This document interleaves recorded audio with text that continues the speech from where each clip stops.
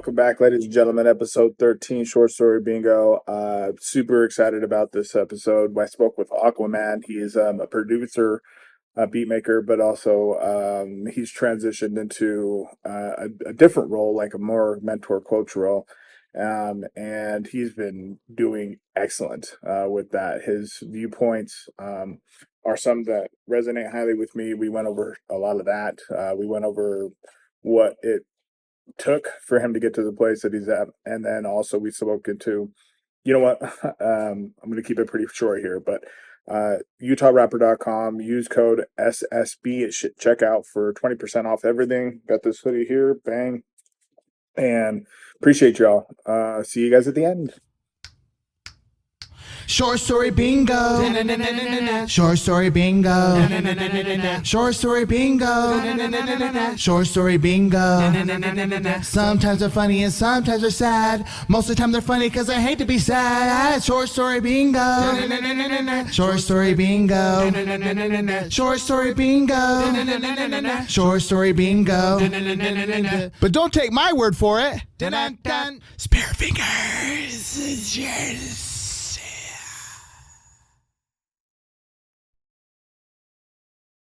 Welcome back, ladies and gentlemen. Short Story Bingo, episode 12 of our stories. My name is Nate Chacon. I said Chacon. Nate Chacon III. If this is your first time, welcome. If it's not, the retention program is working.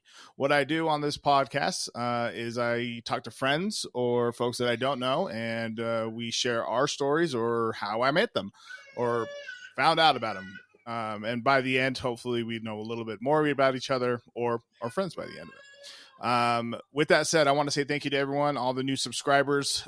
Big ups to the folks that just checked out the Santos Jaguar episode. Very, very excited to have been able to sit down with him and have a very candid chat, but also being able to roast on each other. That's been a friendship that I've had for quite some time. And so to be able to bring that element of conversation to fruition was excellent, and I really appreciate him making some time for me. And then I appreciate all the new folks that have been listening on on Apple Podcasts, and then on Spotify. I've been looking at the analytics through Podbean, and even though they don't sponsor it, I fucking use them.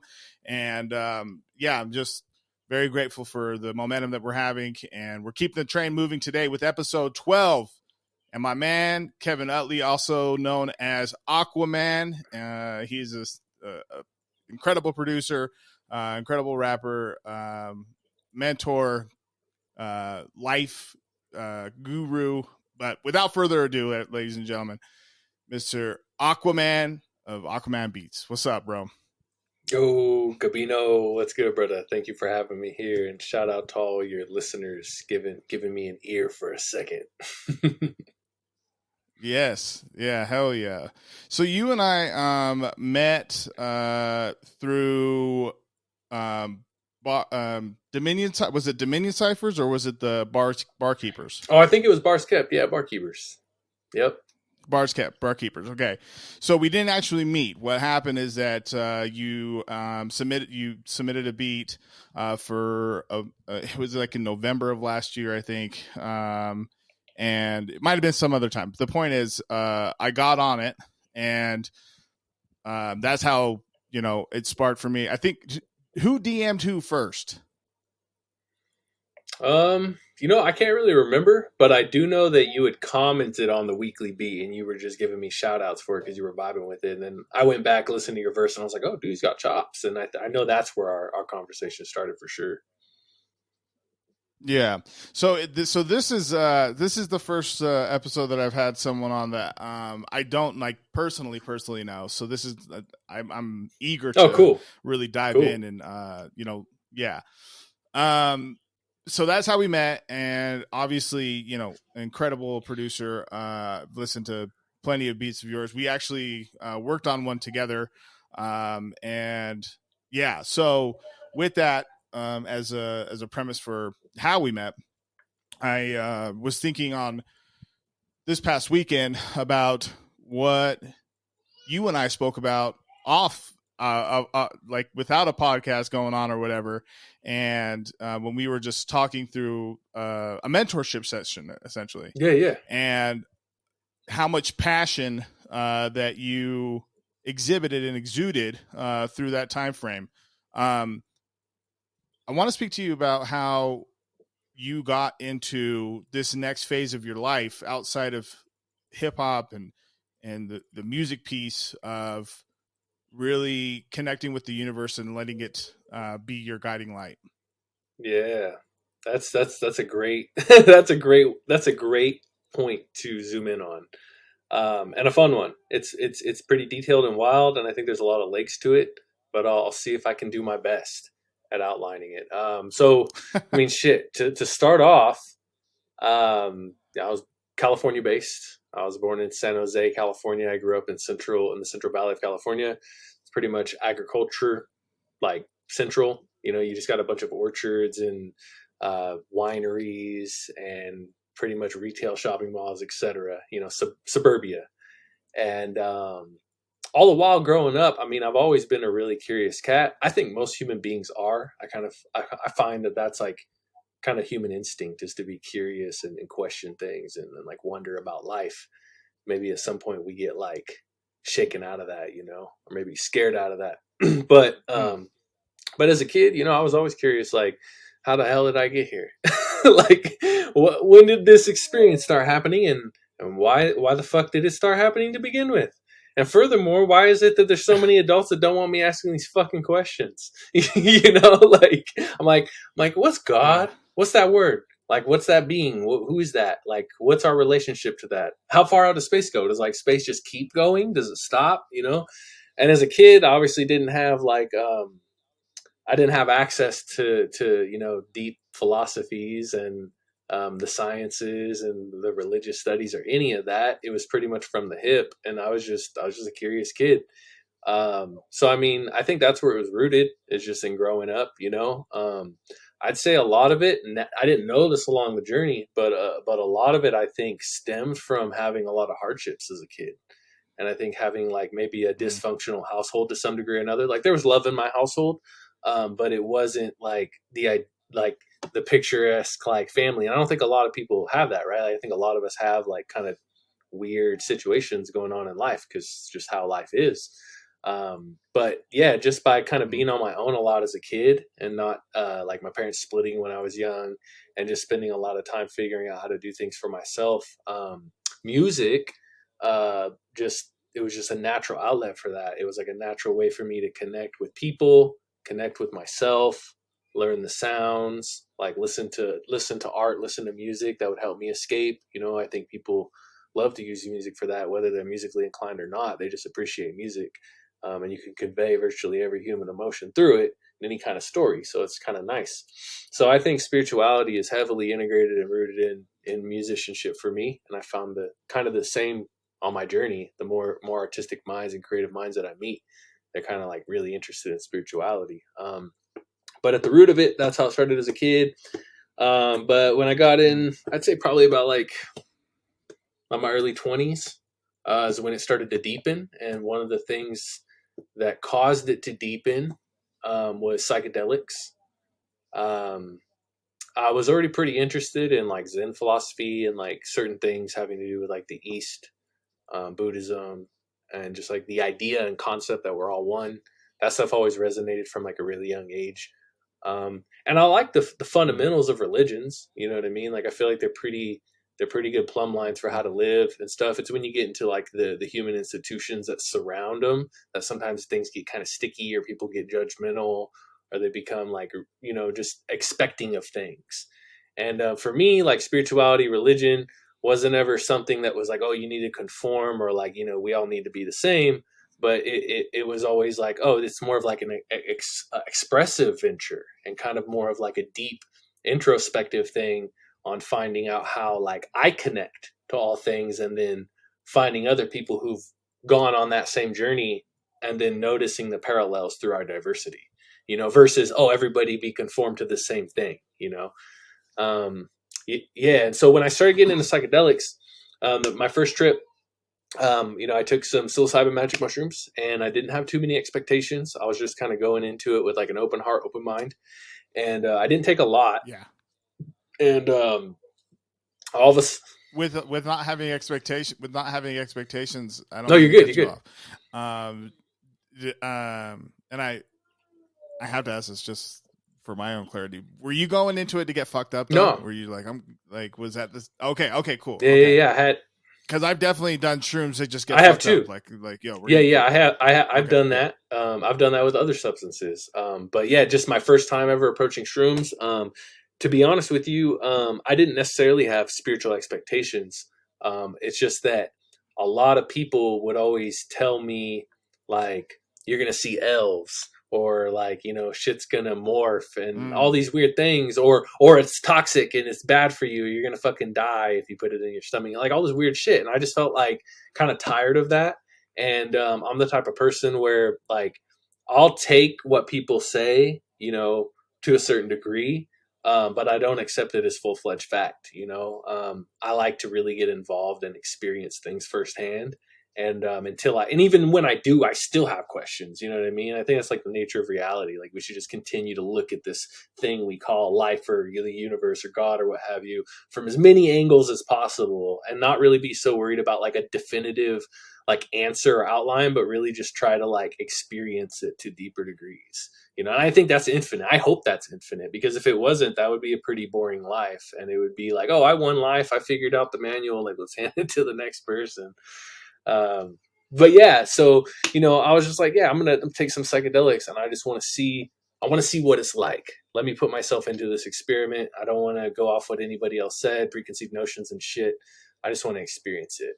So this is the first time ever. Yeah. And I was like 22. Okay. All right. Okay. Yeah. Okay. And so me and my buddy, we got some off his older brother. We went out to the orchards, because as I said, I grew up in the orchard areas, and we went parked out. It was like 3:00 in the afternoon, and it was kind of drizzling out. It was like mid-December. And we're sitting there, and a couple hours go, maybe an hour or two go by, and I start to feel the onset of it. And you've taken a shroom, so you have some context, and any of your listeners that have taken shrooms probably has some context of relation.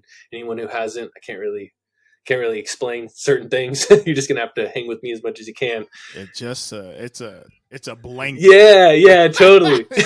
Totally.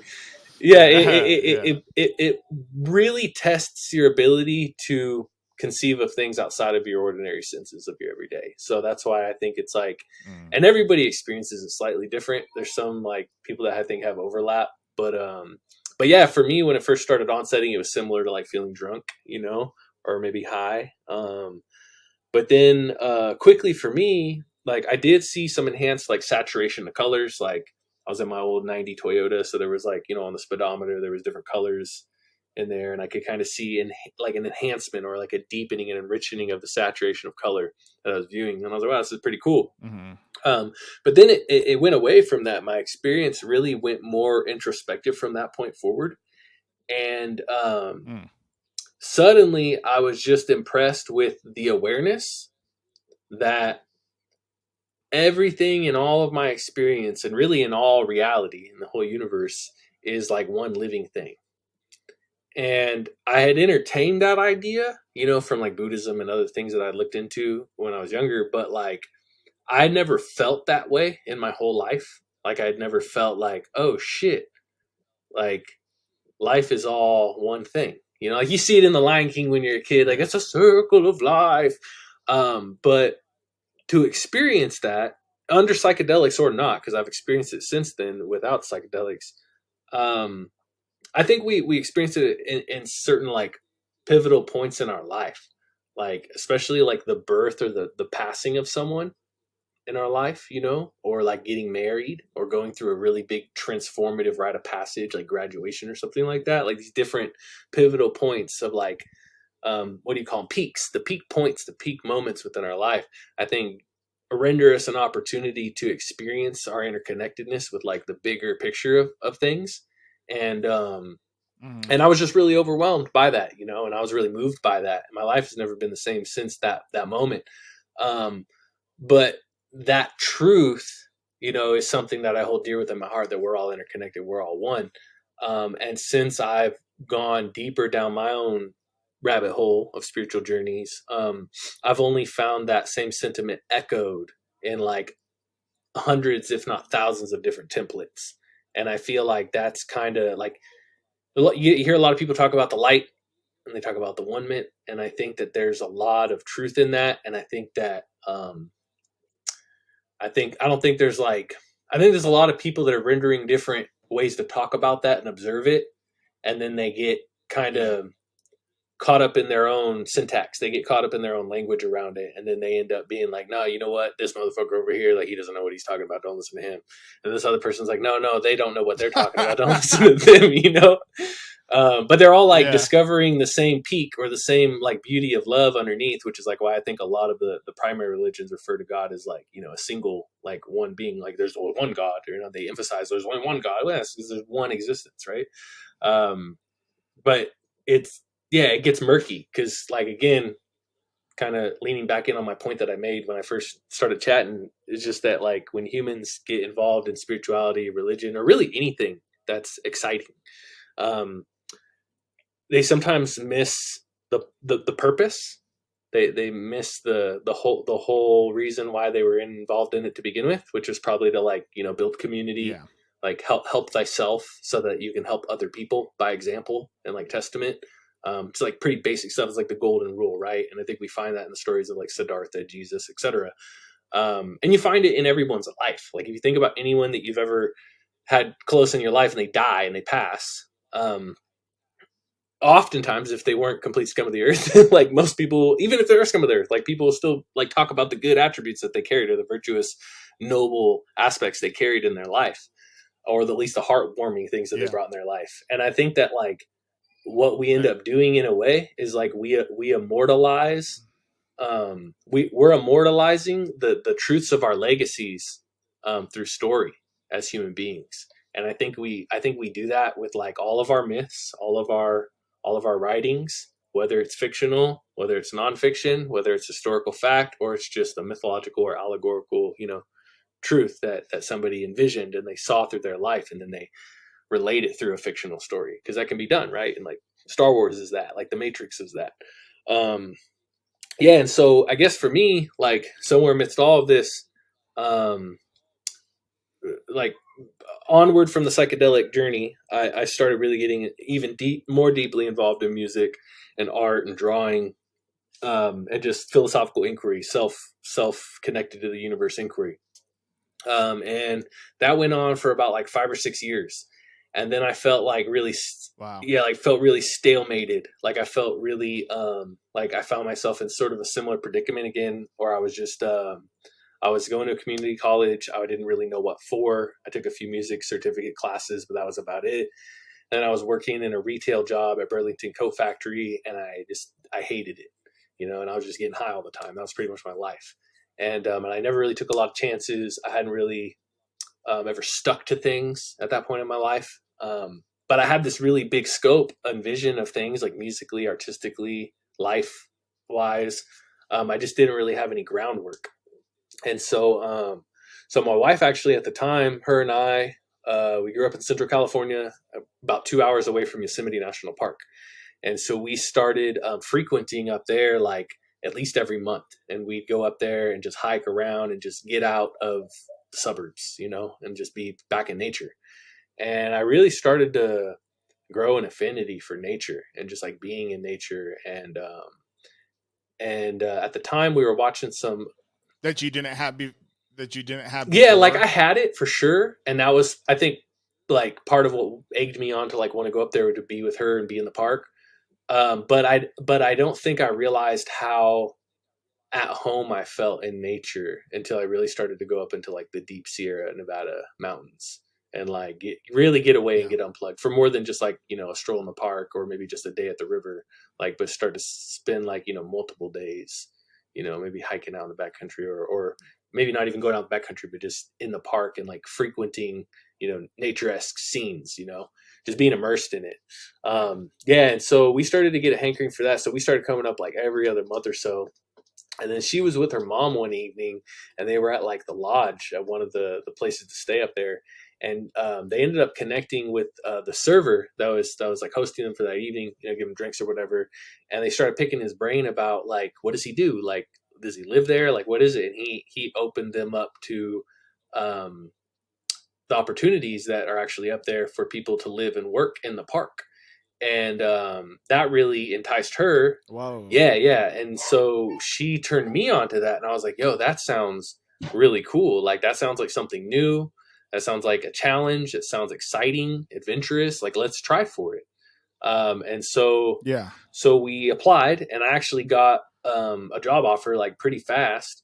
But I'll be straight forward with you guys. Like, I actually got really afraid, and I was like afraid to leave the securities of like my hometown and a lot of things going on at the time.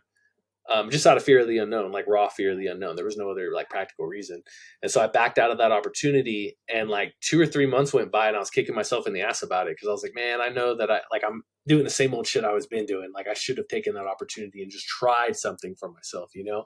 So I ended up reapplying. Damn, dude. Hold on.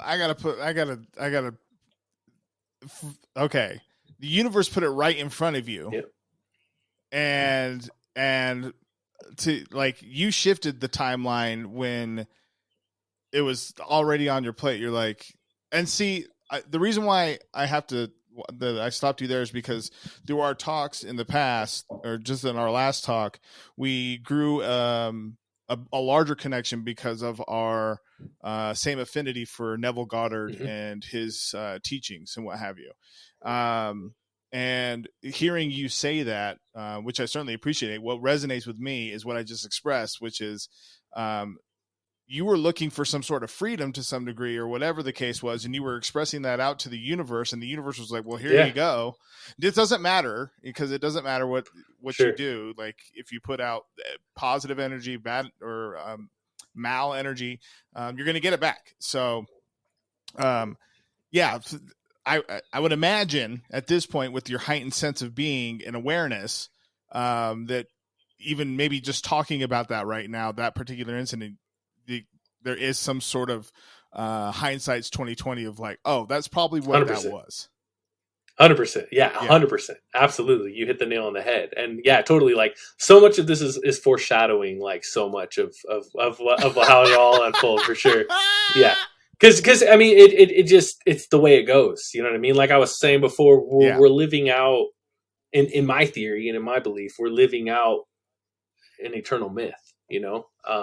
And so, as much as I know, like this is one thing I always like to share with people when I'm talking about spirituality. Okay. So like, be it my clients or be it just friends, coworkers, etc. There's the point in which you can acknowledge and claim enlightenment, quote unquote, of like, oh, I know all things are interconnected. All things are one. It's like, all right, cool. That's a beautiful thing to become aware of. And that's a beautiful thing to harbor. And I would say even hold gratitude and affirmation around daily, meditate on daily. But that is a whole lot different from integrating that truth into waking day.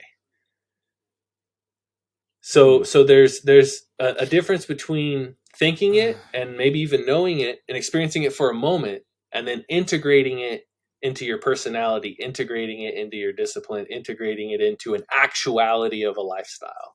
And absolutely. Yeah. And so I think that like that's discipline is what I'm hearing from you. Like, because I feel the same way. There's I'm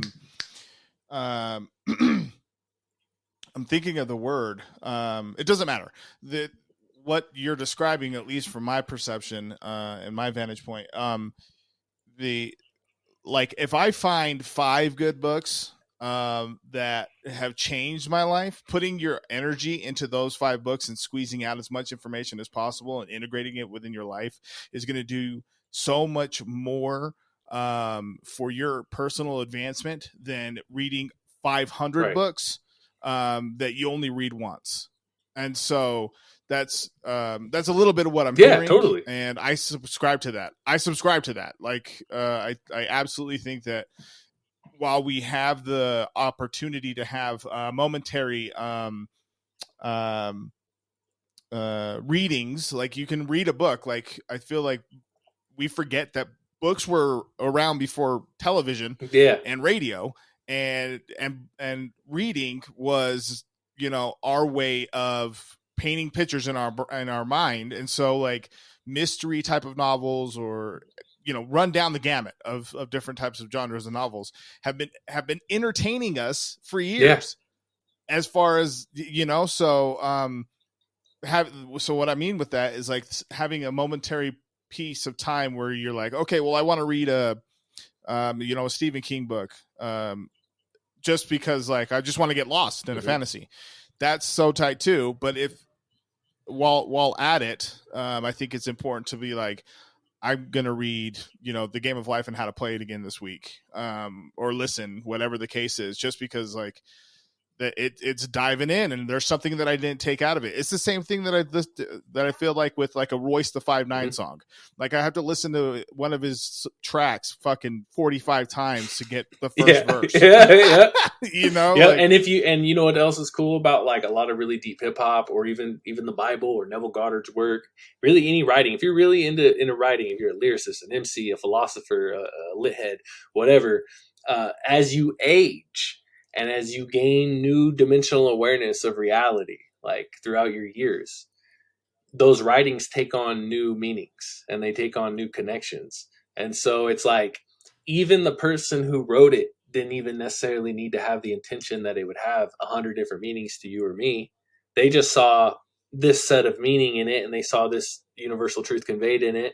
They relayed the message, the story, the narrative, whatever. We take it in and we're like, yo, this, and this in there too. It's just like a great art piece, like a visual art piece. You know what I mean? Like a picture's worth 1,000 words, you know? And like words are worth that too. Cause it's like every single person's going to take their own interpretation of whatever it is that's going on. And actually, this is a big thing that I do a lot with my clients. Like I learn a lot from my clients, and it was kind of weird to me stepping into that in the last 6 months or so, because I'm new to coaching. But like, I was gonna say, let's lean into yeah, that. yeah, yeah. I'll lean a little bit more into that.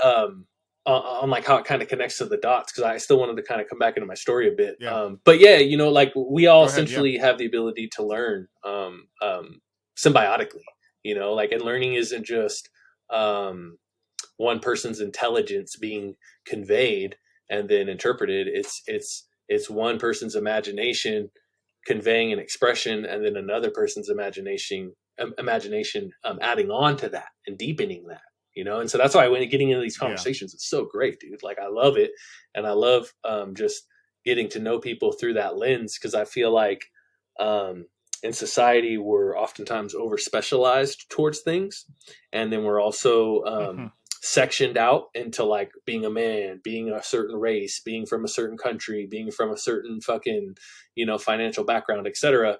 And so oftentimes we approach the world from that lens, and that's why things feel so limiting and like out of our control. But what I found is that the more on my spiritual journey, as well as my coaching journey over the last 6 months, the more I frame things around the terms God, self-awareness, spirituality, interconnectedness, and approach people in that way, that's what comes out of them, versus the limiting factors, versus the, you know, the really micro managed aspects of what we are as a person. Because like I feel like people are pretty infinite.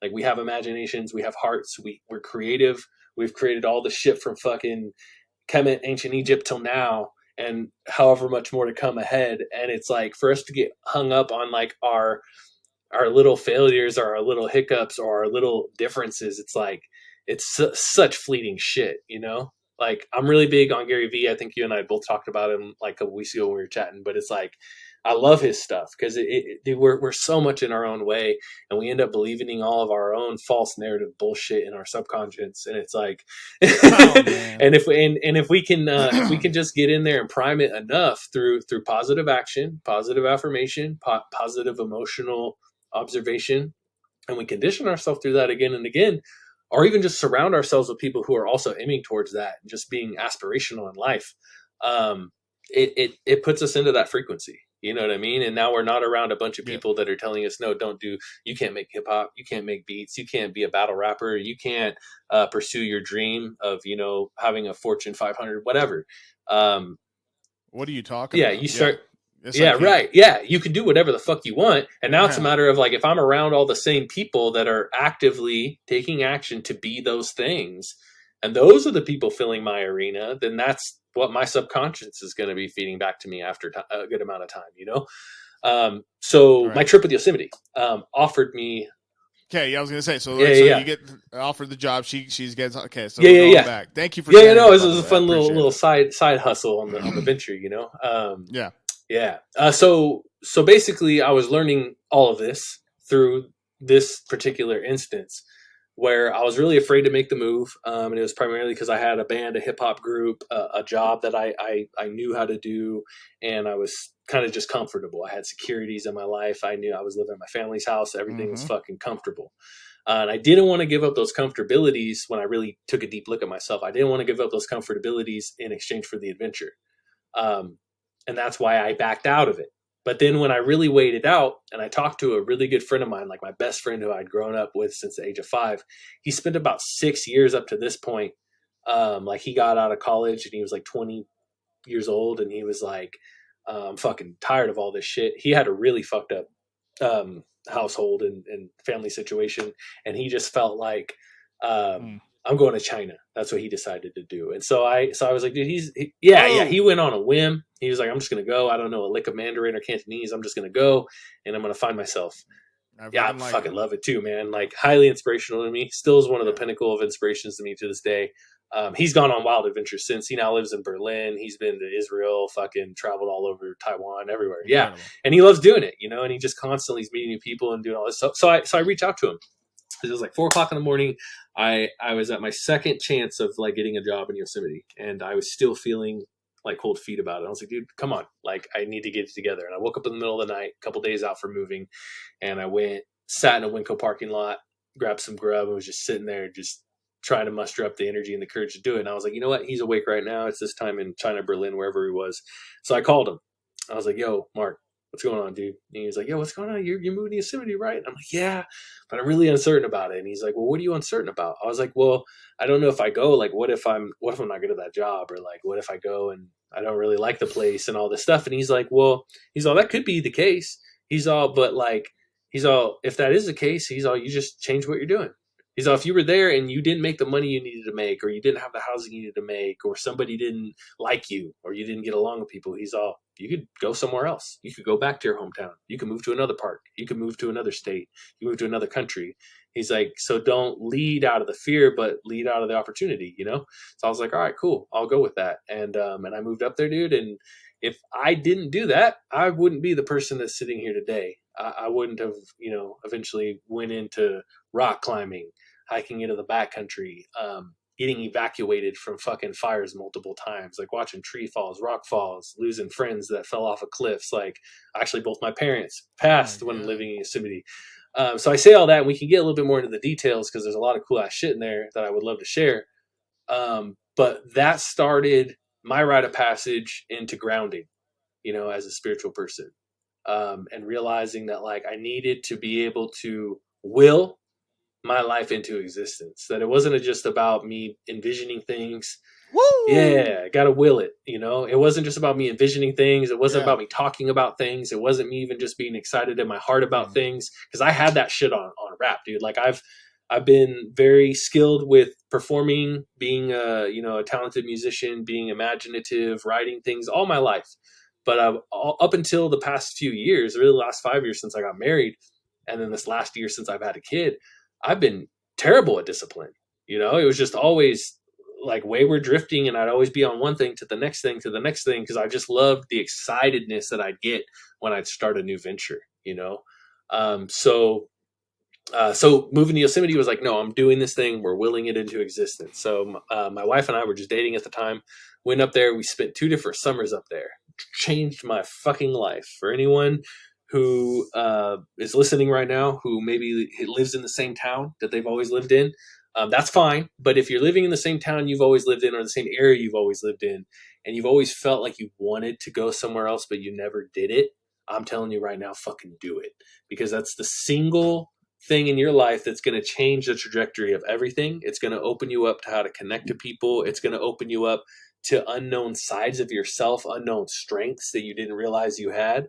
And I look forward to, traveling more and really getting outside the box of doing more global travel in the coming years. Cause I find that, like, it's all the shit we don't know in life, the environments that we don't know, the cultures we don't know, the information we don't know, that really has the most to offer us. It's not the shit that we learn in school. Like, we learn fundamental shit in school and we learn helpful tools, but like getting a degree from a high school or from a college, like, it's dope, and I'm not taking anything away from anyone that does that. I think it's great, but I don't think that it's as good a teacher or as good a renderer of wisdom as life itself, because when you're out in life and you're in a situation where you have to find where a bathroom is, or like how to get food, or you get lost.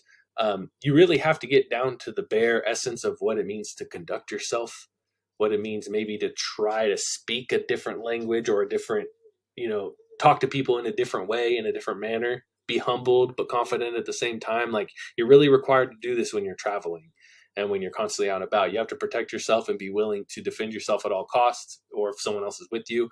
But at the same time, you can't be like posing a threat, right? Like, you're not going to walk around everywhere like you're fucking Billy Badass walking through the Bronx. Like, you're going to get jumped. You're going to get shit taken from you and delivered real quick. So there's like this weird charisma that you start to build, I think, as you become a traveler of the earth, as you become a wanderer or a seeker, or just really even just a heartfelt human.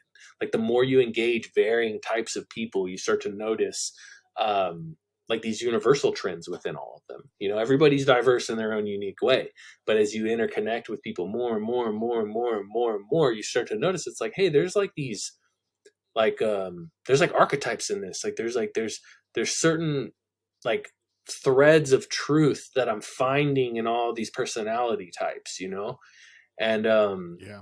so living up in Yosemite and like working up there doing like, I oh, go think, ahead. I think that there's a lot to be said, and I appreciate, the a lot of what you're saying right now. I think that there's a lot to be extrapolated, and one thing that I wanted to speak into just really quick, and then go back Yeah, into yeah. the story, is the comment about getting a degree, and whether it's your diploma or your degree from college. There are obvious things that are taught through just regular school, as far as discipline to get to school. The discipline, I think, like, to get to school, be attentive, get your work done.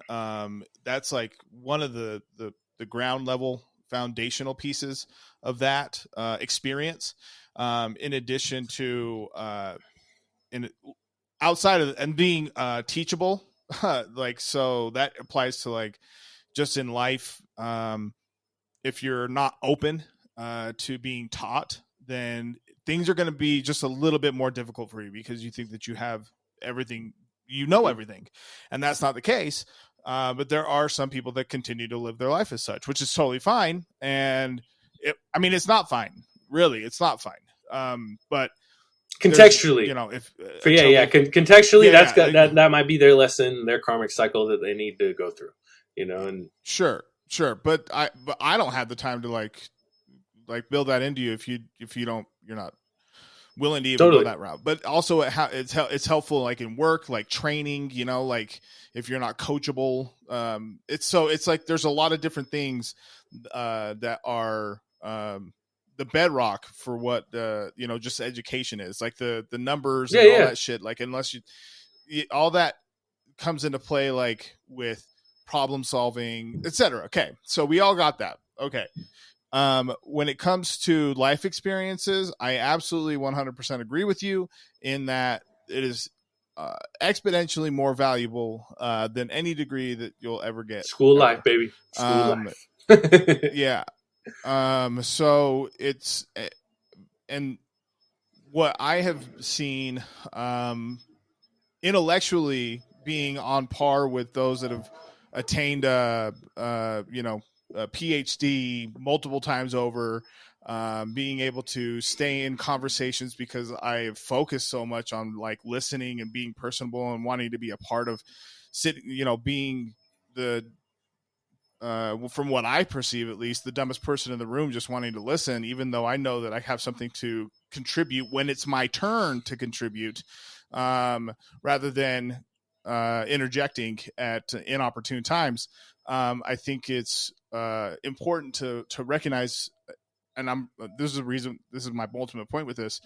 It's important to recognize within ourselves that while we're on this journey, not to get lost in the fucking details as we've been talking about in that center view, that focus that you can beat yourself up on and recognize that honestly, like, these walls don't even matter, like nothing fucking matters to that degree. Like, you imagine being a kid again and having that ultimate imagination and making that a reality for you to really open up the fucking world and get out of the limits of what is happening, like on your couch or in your fucking house or in your dead end job that you are even perceiving as a dead end job, which might not even be a dead end job, but because you're looking at it as a dead end job, you're not asking the right questions. You're going in with a shitty attitude. And so that's what you're going to get back is shitty. Like, oh man, yeah, he or she works, they do their job, but like nobody talks to them and da da da. Like, do you see them becoming management? I mean, fucking probably not. He doesn't fucking talk to anyone. Like, yep. I mean, he does his job. His numbers are all right. He does all the calls. He does everything. He's semi nice to customers. I say semi because we have to have a fucking talk about it every other week about how he, whatever the fucking case is. But, yeah, the ultimate point is, I agree with you. And I think it's important enough for me to like fucking talk about it, to interject a little bit here, is that, I think it's very, very important for us to recognize that the limitless of the imaginations that we have within all of us, to be able to make these happen. And it is more than just talking about it in your head. Even it's more than just talking about it with your interpersonal circle. It's actually that will that you're talking about and overcoming the flinch and actually doing it. And then you're going to start to see those things start to fucking happen, like just consistency and discipline and dedication and honesty, being honest with yourself about shit and not really, don't take yourself to fucking task. You don't have to take yourself to the woodshed about it if you mess up. Like this morning, I woke up a little later than I was normally have. The last 7 weeks, I've been waking up around 4:45. I woke up this morning at my alarm went off with normal time, 4:30. But then I went back to bed until 5:40, and I was like, God damn! And so I had a moment of like, fuck, this fucking sucks. And I was like, hold on a minute, let me recenter, refocus. All my goals are still okay. Everything is fine. If nothing else, let's accomplish all these other tasks. We'll get back into the driver's seat tomorrow. And you're still in the driver's seat. It's all good. You're still in the driver's seat. So anyway, I appreciate that piece. So let's No, I love all that. Yeah, like actually, that's something I have to do pretty regularly too. Even having affirmations, having goals, having a vision board, having had my own coach, having clients, having success, having routines. The doubt still creeps in, and I go back to that same sentiment that you just said. Like you're always in alignment. Your heart's always open. It gets constricted, never closes. It's just that we start viewing things inside and by default outside as not in favor of us. But it's like, are we open to the lesson, or are we resisting it? And that's like everything. And at that point, something I've learned a lot over the past 5 years, especially, and this extended from like rock climbing in Yosemite. But then as I started to pursue an online business, trying to sell beats online, I had made beats for like 10 years prior to that. And I loved making beats. But I was always kind of hung up on this idea of like actually trying to sell them. And it was really hard for me to get to that point because I was just so caught on the idea that I wasn't doing it, versus focusing on, okay, what are like seriously the pragmatic, simple, easy to Google steps of like how I could do it. Like other people are doing it. Why don't I follow those steps? And then looking at those steps and be like, okay, I've read them. I've read them multiple times. Have I actually taken action on doing those things? And did I do it just once and then like post and pray? Or did I do it and get a routine where I was doing that every week, you know? And it became more of like, okay, wow, there is like, we always have opportunity to improve and grow, but it's when we believe in ourselves to be like a fully delivered fuck up or a fully delivered success or a fully delivered anything that we stop the momentum because we think we've got the cake or we think we're never going to get the cake. So then we stop eating the cake of life, you know, and we start putting that proverbial carrot on a stick in front of us and saying, oh, how am I going to get to this thing? What do I got to do to maneuver to get it over there? The girl, the job, the fucking, you know, the business, the 6-figure income that I want for my business, whatever it is. Like we put it, we frame it outside of ourselves. And there's practicality in that. Being a fucking human, like I get it, like you have to think of things as separate from yourself to think about how you relate to them. But when we marinate in that shit too much in our conscious and subconscious mind, um, we're divided within ourselves. You know what I mean? And I think this is like the stuff that like Jesus and other sages, mystics, etc. throughout life have touched on. Like they're saying, like, look, like you're the light of the world. Like don't let your eye be single. Don't be divided within yourself. Don't be on one end of like, hey, you know, I am this, I am doing this thing, I'm actively pursuing it, and then in a moment, like, oh, I'm a fuck up. I did this for 5 years straight, but then in this one moment I had this fall through with this project or this thing, and now I'm shit for it. And it's like, why does our mind have this mechanism in it? You know, I personally think it relates to what we call, in a more woo-woo sense, curses, familial curses. It's just energy. It's practiced energy, you know, and we have certain forms and ways that we've practiced energy as men, as women, in family systems, different ethnicities, etc. We've conducted energy in a certain way, whether we consciously know it or not. Like 80% of communication is nonverbal anyways. And so a lot of people are unconscious to the shit that they're actually putting into not only themselves and their own subconscious, but by extension, their family units and their children's and the next generation. And so like, as much as my dad and my mom had great insights and they taught me and gave me a lot because they're the giants on which, you know, whose shoulders I stand on. There was all these things that I could see and witness as a kid that they just couldn't because they were from a different generational line, from a different, you know, connection to the industrial output of things and like how life was situated. I had access to the internet, you know, so I could get really imaginative and fucking tap into some crazy shit. So in a lot of ways, like it could give me that sensibility, but they wouldn't have seen the curse, right? Because maybe they just felt like, to them, like maybe my father just felt like, hey, I got to be a hardworking man. I ain't got no time to be passionate. And then maybe my mom felt like, you know what? I'm really constricted to always doing these same systematic routines and just being a mom. Like, how can I feel connected in any other way of life?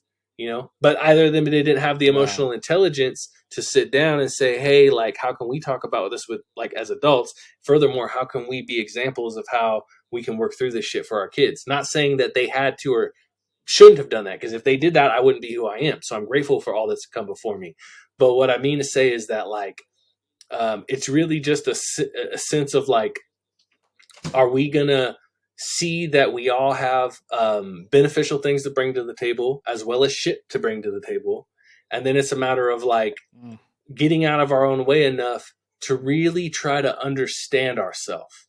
Like really try to understand, why do I get mad at certain things? Maybe why do I feel not so much confidence in being able to pitch this thing to this person for the sale? Why do I feel unconfident talking to girls or boys or whatever? You know what I mean? These things are oftentimes rooted in a lot of our conditioned experiences subconsciously from shit in our household when we grew up, or certain friend and social groups, or certain happenings when we're young. Like the first 7 years of our life are the most impressionable, you know, to our psyche. And then we begin viewing the world through that lens as we age. And if we are inquiring enough, we might discover these trends and we may start to like try to work on ourselves. Unfortunately, there are people that don't, and they won't ever, you know, and so they're hurt and they're sort of like caught in this subconscious programming. And I call that a curse, you know. it's a curse because the frequencies and the energies are perpetuating in that cycle, and there's no belief or faith or hope to shift that frequency and that vibration. I think that it can always happen, but it gets Uh, ingrained, and it's hard when people are old. and people always like to be right. That's a great point. So like they want I have someone that's very close to me in my life right now that is going through some hard times, and it seems like those hard times continue. Like I don't know, it's they have gone through a lot recently with like losing family members, more than one in a very short amount of time. So it's very quick. It's I can understand how the worldview can become very dark very Totally. quick. So I want to preface with that. Um, to your point though, I do find that like in my conversations with them, that uh like suggestions of different routes to be taken consistently get blocked on their end because they just know too much. They know enough. They think that they know entirely the entire world, so it's not like being open minded, that coachable piece that I'm talking about, where it's like, hey, I'm seeing from a third person perspective, and also because I'm your family member and I love you, and also because I have gone through my own self transformation, like my own progression. I'm not even going to say transformation, but my own progression. And here is, I mean, here is just one other idea to maybe like talk about with yourself as far as like you're kind of getting in your own way when it comes to whatever these jobs are that you're losing or whatever the case is. I just it that rain cloud, it just seems like it's always over the top of your Yeah. head, and you're fucking, and they're smart as hell, and uh intellectually fucking it's pleasing to talk with them because like we can really get down and granular, and that's the type of shit that I like. I mean, we're doing it right now.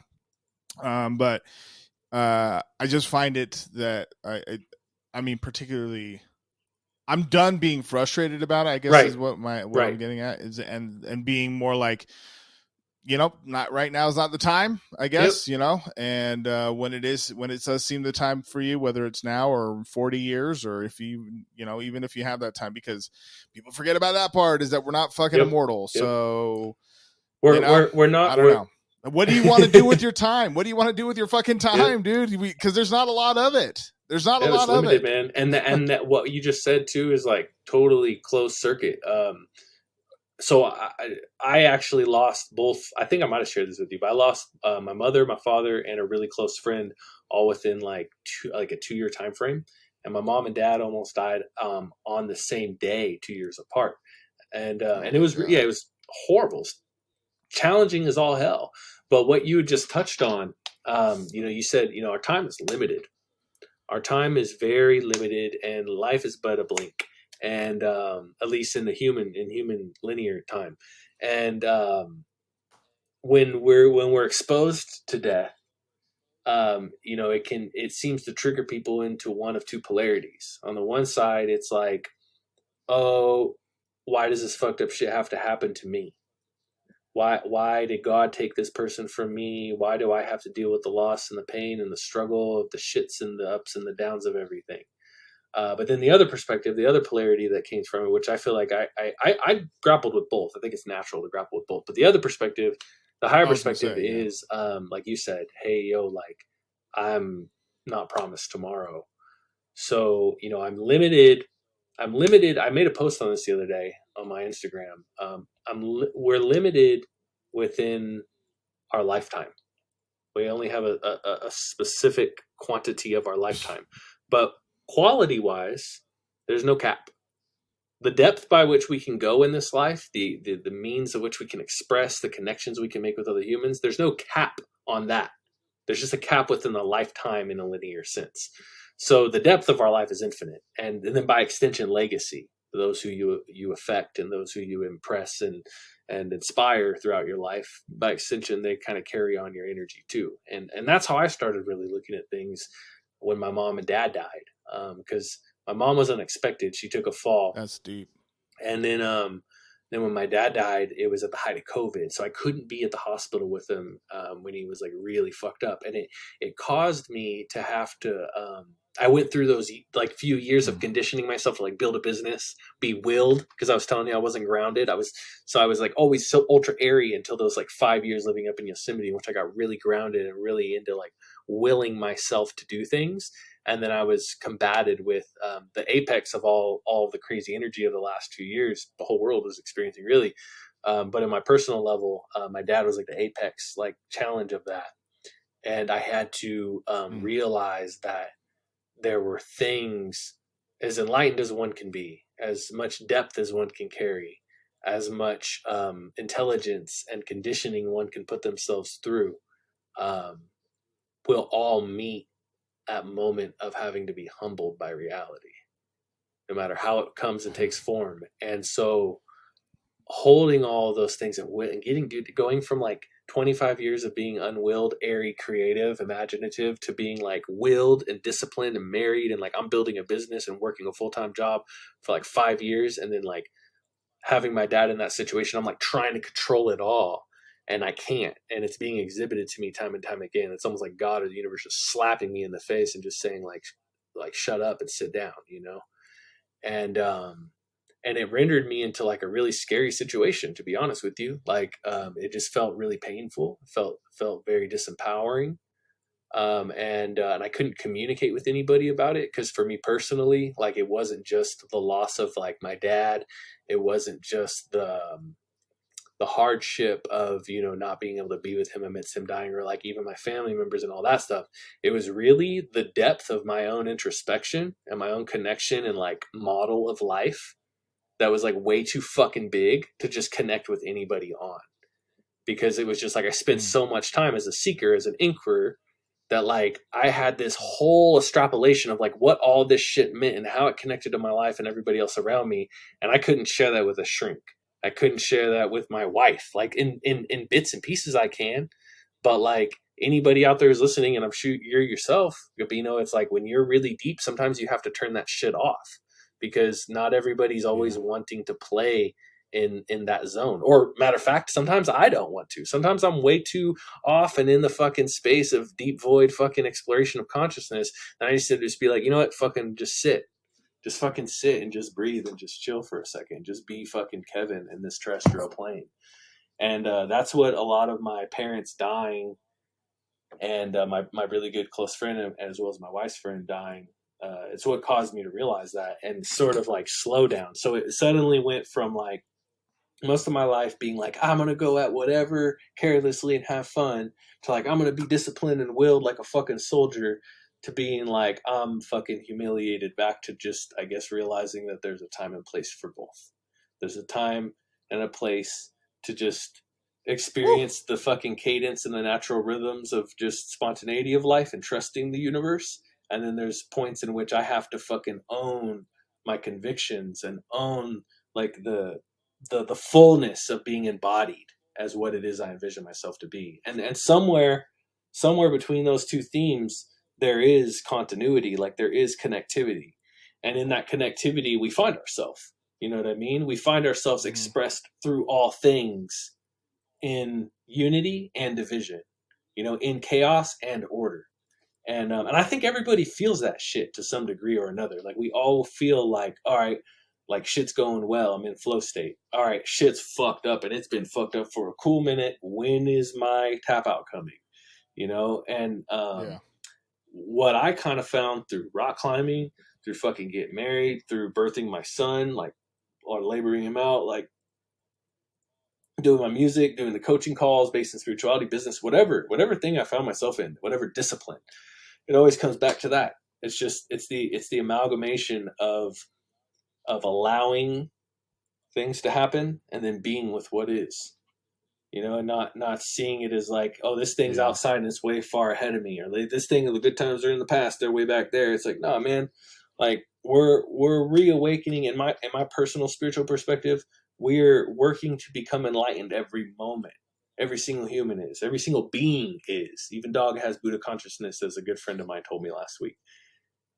every single thing in creation is working itself out, trying to gain awareness of itself, as one and as many.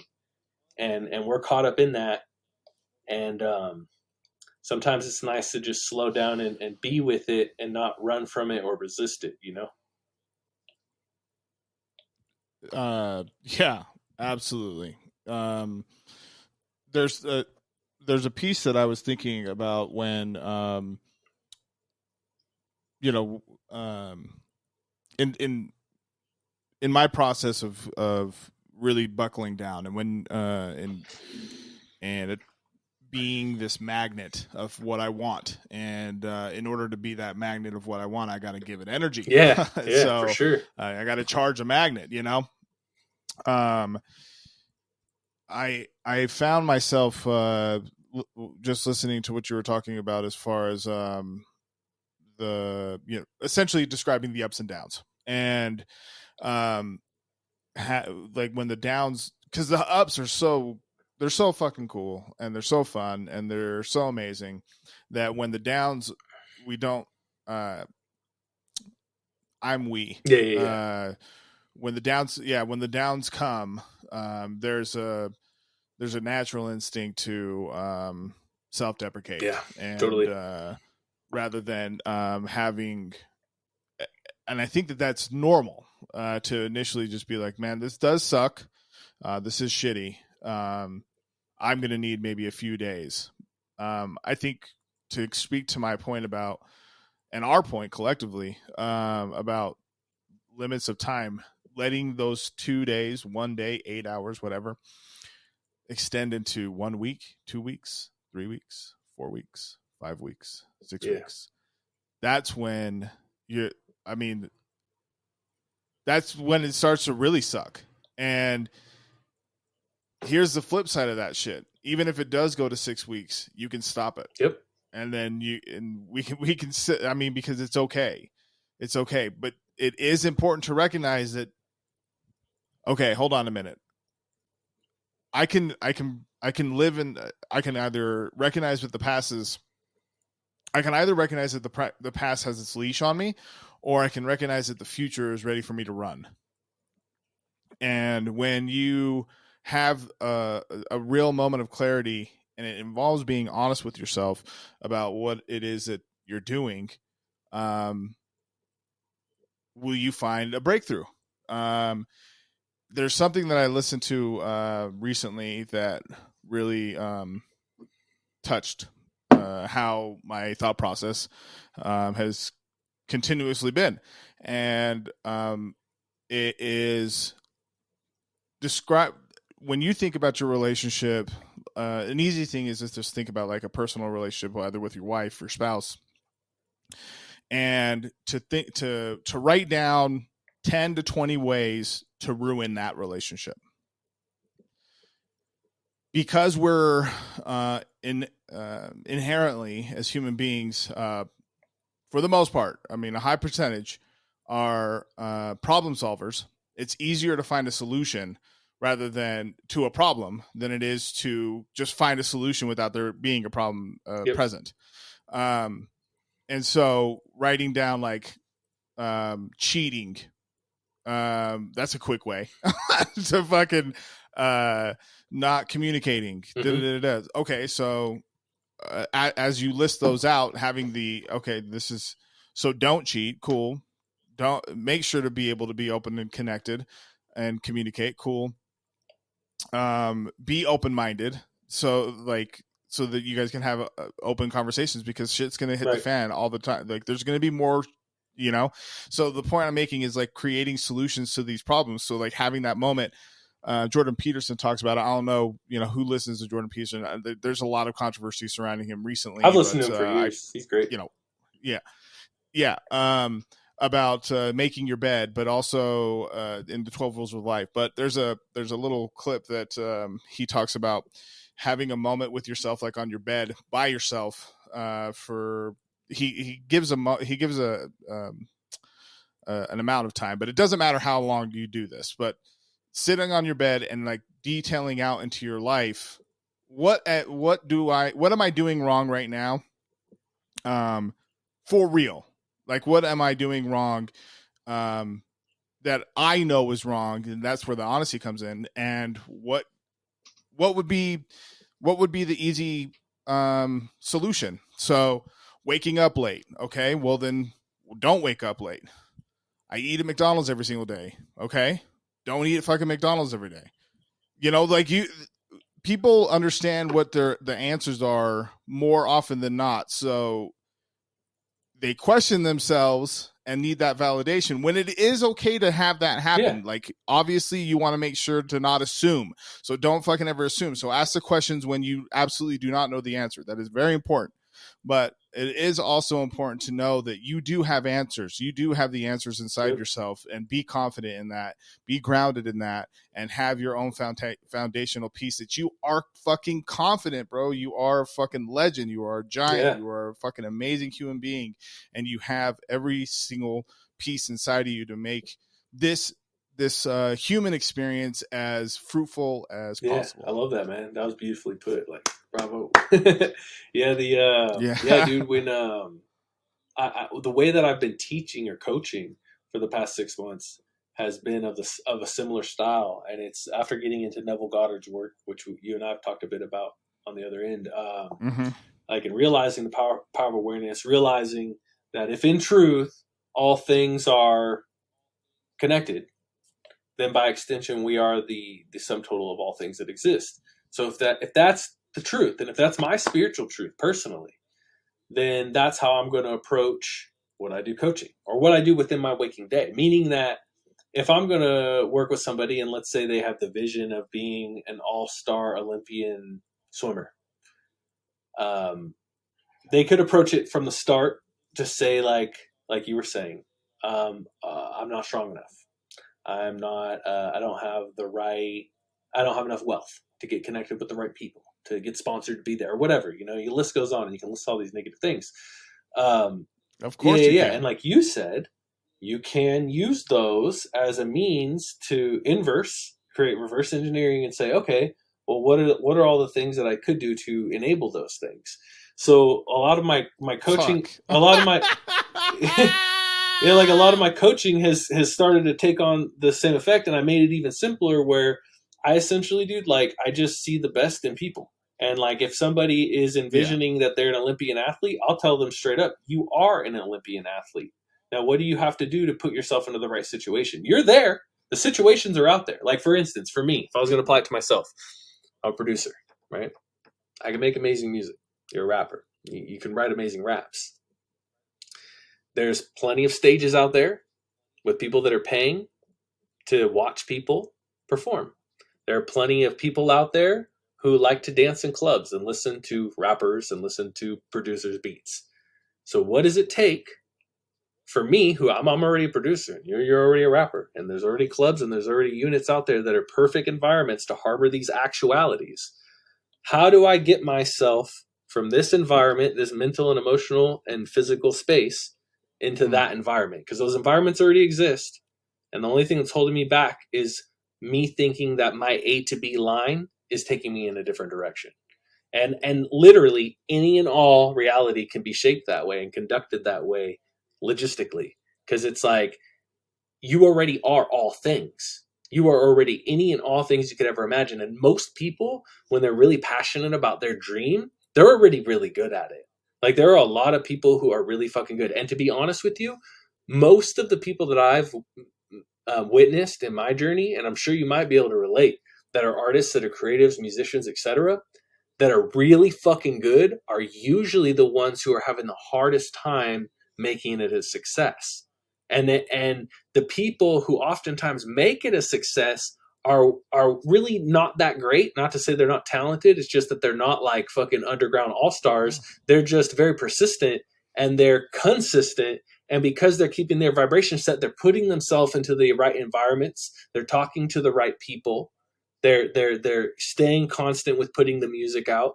Versus if somebody's like a badass rapper, a badass producer, or a badass whatever, but they're too cool for school, the game of life, the game of learning, then they don't want to do the rudimentary things because they don't believe that they need to go up and do the open mics or go up and do the battles where they lose or go up because they think everybody should just be praising them already. So they're acting out of that, disconnecting themselves from the embodiment and the manifestation. Because most of us that are really talented, dude, if we got into the ring and we actually started making the moves, would slump the industry. But we have such poor discipline and willpower because we have so much creative imagination. We have such an abundance of being able to rap or be able to make beats or being able to MMA fight or whatever. So we lack those underlying simple principles. Like you were saying, we oftentimes learn in school or learn in like the first, 7-8 years of our life of like how to will and format and like organize ourselves. Cause that's a whole lot different than just being creatively expressive. Although they do bind and they do connect and they end up overlapping, which is really fun. They're oftentimes in different camps. And so, yeah, like I feel like just operating from that center that like you are already whatever it is that you wish or foresee yourself to be, you start acting from that position, both emotionally, intelligently, imaginatively, socially, culturally. Your lifestyle will begin to shift and shape based upon what you identify yourself as. And I think that's where people don't realize a lot of their locks or a lot of their holds are subconsciously and consciously, because they're affirming it day in and day out. They might not think of it as an affirmation or a prayer, but if every day you're waking up and you're like, fuck, why is this house this way? Or like, fuck, why is my spouse this way? Fuck, why are the kids screaming? Fuck, why is this outside? We're priming our subconscious constantly in that mode, which our subconscious is unbiased. It's not working for us or against us. It's just literally holding in its hole. It's going to hold. Tell him for the back. Tell him for the back. It's just going to hold in everything. So it's like whatever the fuck you're saying, whatever you're feeling, whatever you're hearing from other people, it's all coming in and your subconscious is going to take it in and it's just going to relay it back to you based upon what is the most frequent. So what is the thing that your subconscious hears the most? And if it hears the most, I'm always taking care of it. I'm rocking hard. Well, then it's going to keep extending that. And if 6 months goes down, or maybe a few days, bro. 6 months, a few years, now you have such a consistency built up decidingly through the conscious mind and then undecidingly from the subconscious mind, because now the subconscious mind is filled to the fucking T. Your chalice, your what do they call it? Yeah, the chalice, or the Holy Grail. You want to know what that Holy Grail is? That Holy Grail is you or me or anyone listening. And when we can fill it up with enough belief, faith, matched with emotional, intelligible, as well as action-based movement, we become an irreparable vibration. And that's what enables the law of attraction, so to speak. And it's not just what you do. It's not just what you think. It's also integrated very deeply and most importantly with how you feel. And if you're holding on to all those, you begin to construct and create your reality sensibly, naturally, organically. It's not, and it could get magical. We can call it woo, we can call it all these other things, but in the most simple sense, dude, it's real life shit. Like it's stuff that our parents talked about in one way or another. Nursery rhymes talked about, the Bible talks about, like any different philosophy and school of thought somehow shines a little light onto this. And every person, even hearing me talk, is going to take it and go that much further with it. And they're going to find out their own little ways to explain it. They're going to find ways that it connects to their life. And we're born to do this. You know what I mean? Like you wouldn't even have to speak English or know the number system or any of that, or know business or anything of that sort to have created this or explored this. Because I feel like it's like, I can't remember if it's Plato or Socrates, but one of the ancient Greek philosophers had said that like the greatest philosophies and greatest truths of the universe will never have to be written down, because they'll naturally spawn about, and I believe that. I believe these universal consistent truths and like underlying like allegories, myths, like Joseph Campbell kind of stuff, like it's interwoven into the fabric of fucking existence, whether that's on like the spore level, the fucking molecular level, I couldn't say, but it's in there. Because you see it expressed out through everybody's actuality, whether they're an old person, a baby, or from any end of the earth. Like as they really get into their mastery of themselves through whatever they're doing, be it Kobe, be it Bruce Lee, like you find this level of conviction and a particular set of framing, like psychologically and personally in all these people, that like rings this truth within the soul. and it's not like something I own or something you own or any of those motherfuckers own. It's just there's this deep seated truth of becoming within our nature of like just being a fucking spirit, you know, and it wants to express itself out. And I think that's what our fucking body is. It's what our works of art are. It's what our family life is. It's like, to me, man, like the art stopped. Like after going through the crazy shit that I went through the last few years and going through all the movements, the psychedelia, the meditations, any and all, every ounce of it, all kind of culminated into me realizing that like I love art and I love expression, and that is my life. Like I'm not an artist. My life Yeah. isn't a lifestyle. The creations aren't my art pieces. Like I am art. I am creation expressing itself through every fucking faculty of my being and everybody else's too. And we make ourselves merciful to happenstance and whatever the fuck is going on in the mainstream or normal waves outside. And we forget that we're creators. We forget that like we are an animate deciding force within the moment, and that we can shift and change the vibrational state of not only physical things, which we should all see is pretty evident. Like we're wearing fucking manufactured clothes, like we're speaking languages, we've built homes and structures. But yeah, beyond that, like we can maneuver the non-physical things as well. And I think to realize that is what I think is like is like being reborn as a Christian, so to speak, or having a new heart and being able to look at the world through a new lens of like imagination, like Neville Goddard said. And like I do believe that's the nature of Right. Christ consciousness, is to have an open heart, open mind, and being able to see the epitome of all potential in all things, not just human beings, but all of existence, and then acting from that space. And if you act from that space, you raise the vibrational tendencies of the situation. And we all have the ability to do that. And I think it's a lot simpler than we make it out to be sometimes, Absolutely. Absolutely, man. That's a mic drop moment right there, man. I've taken up a lot of your time. It's all good. We definitely have to. I already know that folks are going to be saying a part 2. I know I Dude, am. I'm fucking folks. I'm grateful for that, because what we touched on a very important topic, and I knew that this is what I wanted to lay this foundation as far as like ideology and ethos, in order to make sure that when we come back on the next ride, that we actually start digging deep into your musical experience and journey and what that has meant for you. Dude, that'd be fun. I would appreciate that. I'm honored to be here this evening. I appreciate you sitting down with me again, and I appreciate everybody who tunes in and listens, maybe on your commute or whatever you're doing in your life. And it's just cool, man. It's cool to be in the experience. So I look forward to any and all other opportunities. We're gonna get after it. There's some books that I want to mention. Again, I'll continue to mention it. The Game of Life and How to Play It by Florence Shin. Out of This World by Neville Goddard. Feeling is a Secret by Neville Goddard as well. The Law and the Promise by Neville Goddard.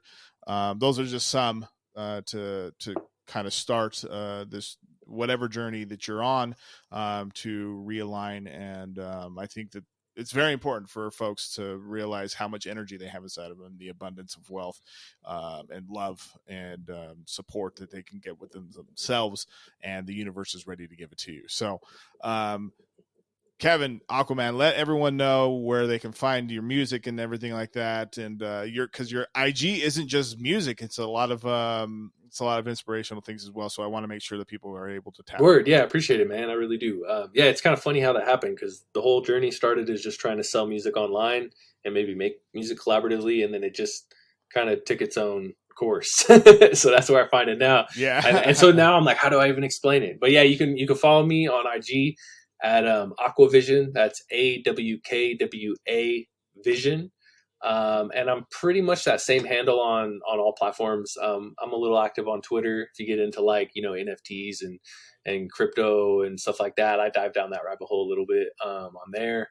And then my website is right now, it's going to change, but right now it's awkwamanbeats.com, AWKWA manbeats.com. And you can check out testimonials from stuff through my IG for other clients that I've worked with. If you want to mix down, you want some beats, or you just want to chop it up, do a free coaching call, just hit me up. Anybody's more than welcome. Easy come, easy go. And yeah, there's a lot of cool stuff that I share on there, as well as a lot of other people, including Gabino and many others inside of the community of spirituality, hip hop, and just this weird fusion of things we got going on in this generation. So yeah, anybody that wants to run down my line, hit me with a DM and we'll chop it up. Fucking love it. And all those links he's talking about are going to be in the description, so be tapped in there. And yeah, that's where we're at for right now. We'll officially call this part 1, Short Story Bingo, episode 12, with Kevin Utley, aka Awkwaman Beats. And yeah, man, fucking that's it. Word, mic drop. Woo! All right. Okay. Cool. That's it. I thank you again, though, man. I really appreciate it. I know you have your next thing coming up, so yeah, no sweat. I'll let you get after it. But it's going to come out. This is going to come out not next in 3 weeks. Okay. Cool. So not this Friday, not the following Friday, but the following. Okay. Friday. Cool. Yeah. Thank you so much, man. And yeah, whenever you want to send it, are you going to host it on like YouTube and podcast platforms as well? Yeah, yes, it's on. Okay, YouTube, cool. Yeah, is it exclusively on YouTube? And it'll be on all streaming platforms. Okay, gotcha. No, it's on gotcha. all streaming. Yeah, if you send me the actually, I think this is you know what's fucked up is I think this is episode 13. So when I do the introduction, I'm gonna have to fucking because I do an introduction at the beginning. I'm gonna be like, I say episode 12 throughout the whole thing. Well, that shit's actually it's funny you asked me at the beginning if 12 was significant, and I guess it was. I could find a way to make it significant, but 13 is actually significant to me as of late. So that's cool. Yeah, it's episode 13 because I got 12 that's cool. coming out. Yeah, 13 is not actually unlucky. It's actually a really lucky number, and it ties into it's unlucky. Yeah, it ties into sacred geometry, and then it ties in. Have you ever heard of Metatron's cube? Check that out if you get a chance, or we'll talk about it on the next convo, be it the podcast or when we chat next. But basically, it's the fundamental. You've heard of a tesseract, like basically where there's like a cube and then a cube inside a cube where all the vertices of faces are all interconnected. So it's like a hyperdimensional like cube, like a 4-dimensional or 5-dimensional cube, basically.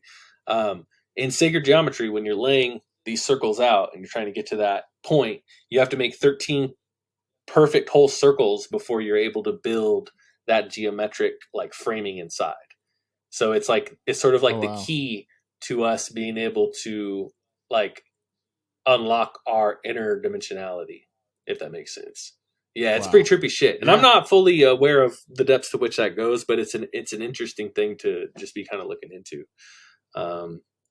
Say what Metatron's Metatron's cube. Yeah, Metatron's in the Bible. Metatron's an archangel. And all the archangels are related to geometry too, because angel phonetically can be rearranged into angle. And so, so all of our teachings, like of modern day, have been like basically in one way or another integrated with the teachings of old.